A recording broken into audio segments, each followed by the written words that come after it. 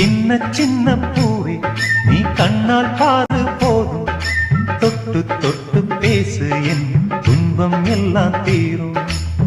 கண்ணே உன் கைப்பட்டா காஞ்சகொடி பிஞ்சிவிடும், பட்டமரம் பாலூரும் பாகக்கா தேனூரும்.